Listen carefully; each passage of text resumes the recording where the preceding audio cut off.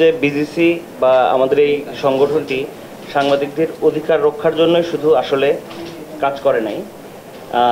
নিশ্চয়ই আশা মনে থাকবে যে এই যে কোড অফ এথিক্স আমরা এটি প্রণয়নের জন্য 4 দিন একটা রুদ্ধদ্বার আয়োজন করেছিলাম, যেখান থেকে কেউ যেতে পারবে না।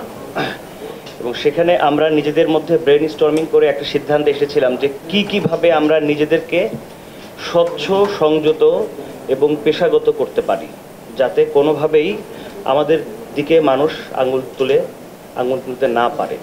সেটির যে প্রচেষ্টা ছিল এবং নিবিড় প্রচেষ্টা, কখনো হয়েছে এমন যে আমরা ভুলে গেছি এই কথাটা বলতে, আবার পরবর্তী সেশনে এসে সেটি যোগ করেছি যে আমি সাংবাদিক হিসেবে এটাই করতে পারি না, আমি সাংবাদিক হিসেবে কোনো দলীয় রাজনীতির অংশ হতে পারি না, আমি সাংবাদিক হিসেবে যেটি এবং বিজিসির কোড অফ এথিক্সের মধ্যে রয়েছে, শেষের দিকে আপনারা দেখবেন যে সাংবাদিকদের নিয়ে এই ধরনের সরকার ব্যবস্থা যখন আমাদের আসে, এই পলিটিক্যাল গভর্নমেন্টের পরে যখন একটা মাঝামাঝি সরকার আসে, তখন সাংবাদিকদের বিষয়ে কথা হয় যে এদের তো অনেক কাহিনী আছে, এই বিষয়গুলো আসা উচিত। এবং প্রতিবারই এই ধরনের কথাবার্তা হয়, তারপরে কিছু হয় না। আমরা শুনি যে কিছু তালিকা হতে পারে, একটা সম্ভাবনা দেখা দিচ্ছে, সবাই খুব আশাবাদীও হয়, কিন্তু সেইটা হয় না। বিজিসির এই কোড অফ এথিক্সের মধ্যে আছে যে সাংবাদিকরা অনৈতিকভাবে যদি কোথাও কোনো কিছুর সাথে জড়িত হয়, তাদের বিষয়টি প্রকাশ করতে হবে, সেটি আসতে হবে।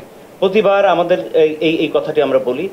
এবং আরেকটি কথা আশাফ ভাইয়ের প্রসঙ্গক্রমে বলি যে সাংবাদিকদের সংগঠন অনেকগুলো রয়েছে, কিন্তু বর্তমান সরকারের সাথে বিজিসির যে সম্পর্ক, সেটি আমি দেখেছি।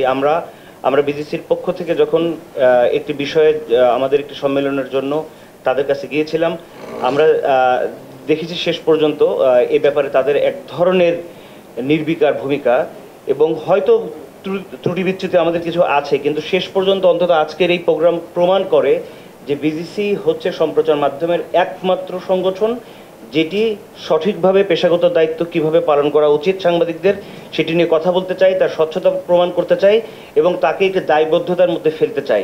কিন্তু আমরা দেখেছি যে এই সরকারের অনেক দিন হয়ে গেল বিজিসির সাথে কেন যেন খুব ভালো একটি সম্পর্ক হয়ে উঠলো না, যেটি সবচেয়ে বেশি দরকার ছিল। যে আমরা আসলে কি বলতে চেয়েছি, আমাদেরকে ডেকে জিজ্ঞেস করা যে আপনারা, কারণ আশরাফ ভাই আরেকটি কথা বলেছেন যে টেলিভিশনের সাংবাদিক এবং পত্রিকার সাংবাদিকদের মধ্যে যে পার্থক্য এখন তৈরি হয়েছে, যে এই যে মাইক্রোফোন ধরা, এটি অনেক পত্রিকা সাংবাদিক নির্লিপ্তভাবে তার রিপোর্টিং করে যান, কিন্তু কখনো এভাবে নিজেকে জাহির করেন না। টেলিভিশনের ভিতরে এই জাহির করার একটা প্রবণতা খুব বেশি, আমরা সেটিও করতে চাই না এবং বিজিসি থেকে সেটিকে নিরুৎসাহিত করা হয়েছে। আমি বলতে চাইছি যে আমরা চাইছি এরকম একটি ব্যবস্থাপনা।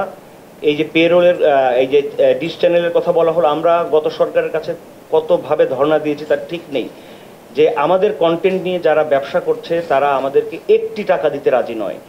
রাষ্ট্র কাঠামোর মধ্যে কি এরকম একটি অবস্থান থাকবে না যে না, এবার তাদের দিকে দাঁড়াতে হবে? আমি চাই যে আপনারা সাংবাদিকদের স্বচ্ছতা যেমন খুঁজেন, ঠিক তেমনিভাবে তাদের পেশাগত দক্ষতা কিভাবে উন্নয়ন হবে এবং তাদের আর্থিক সুরক্ষা কিভাবে নিশ্চিত হবে, সেটির দিকে নজর দেবেন, এটি আমার বিনীত প্রার্থনা।